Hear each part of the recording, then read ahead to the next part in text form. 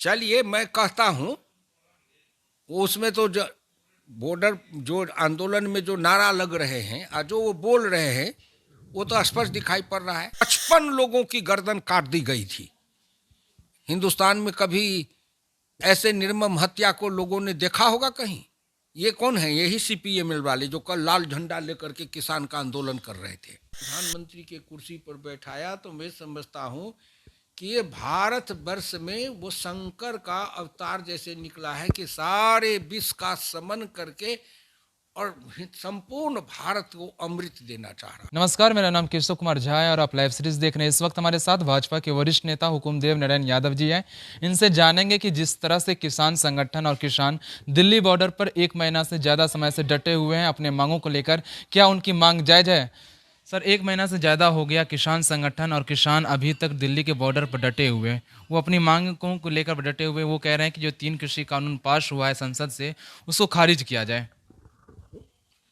देखियो, सबसे पहला हम देश के जितने लोग छथि हुनका हम अपन मैथिली भाषा के तरफ से हुनका नमस्कार करै छन, अभिनंदन करै छन। मैथिली में कहावत है कि मोर मन नहीं पतिया सौतनिक टांग हिलते जाए। उसी तरह से आज जो ये किसान आंदोलन है, तथा कथित किसान आंदोलन, मैं इसलिए कहता हूं कि हिंदुस्तान के जो किसान है ना,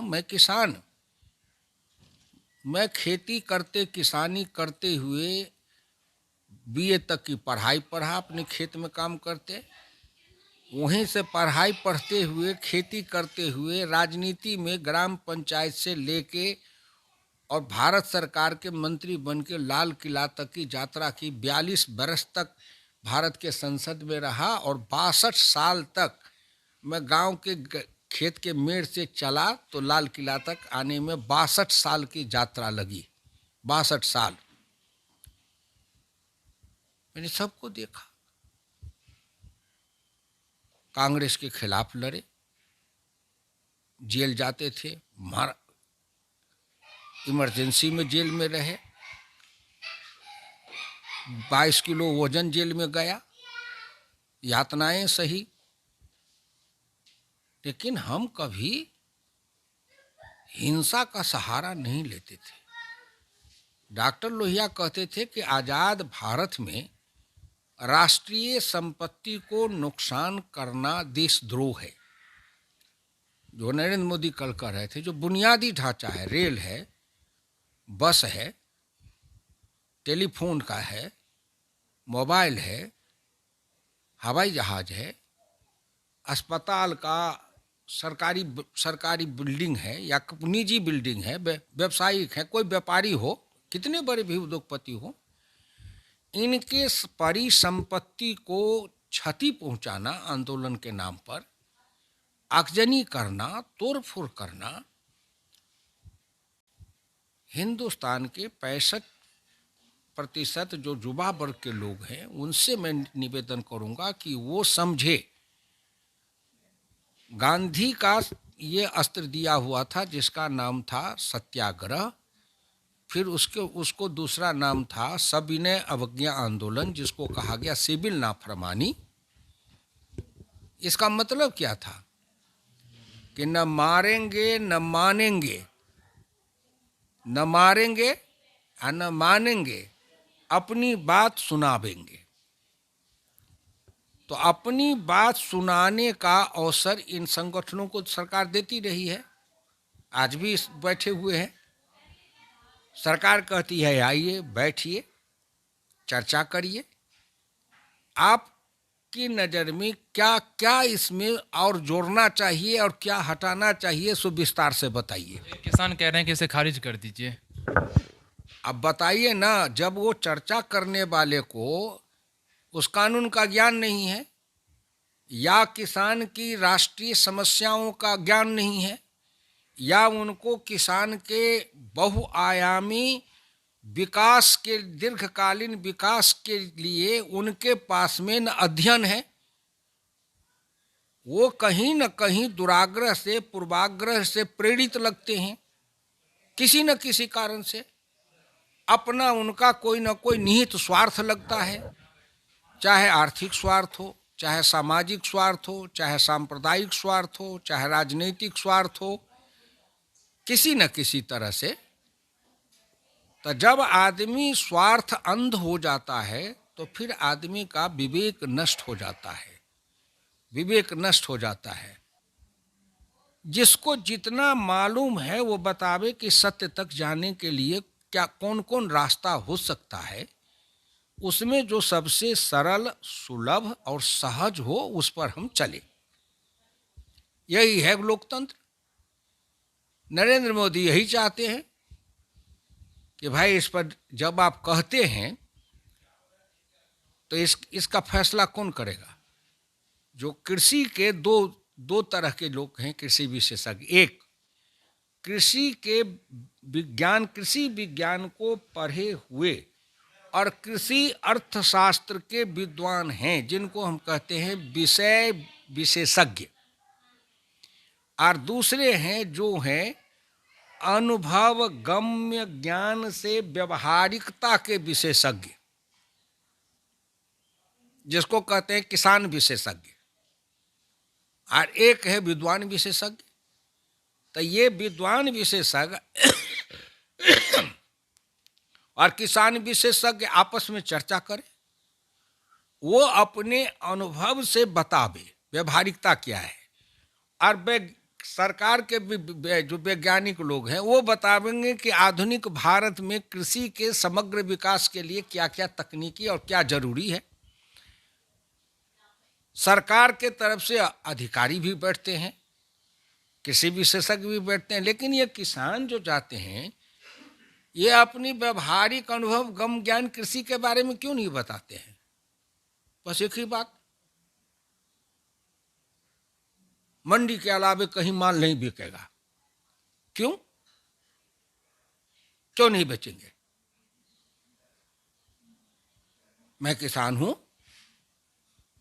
चौधरी चरण सिंह कहते थे कि हिंदुस्तान के किसानों का भाग्य उस दिन खुलेगा जब गांव का किसान अपना गुड़ लेकर के दुनिया के बाजार में जाके बेचेगा। नरेंद्र मोदी को परमात्मा ने, भारत माता ने धीरे धीरे बढ़ा करके प्रधानमंत्री के कुर्सी पर बैठाया। तो मैं समझता हूँ कि ये भारत वर्ष में वो शंकर का अवतार जैसे निकला है कि सारे विश्व का समन करके और संपूर्ण भारत को अमृत देना चाह रहा है। अपना क्या लेना है उसको। आपके हिसाब से सर यही कहना है कि किसान संगठन जो धरना में बैठे हुए हैं उनको सरकार की बातों को मान लेनी चाहिए और अपना धरना प्रदर्शन खत्म कर देना चाहिए।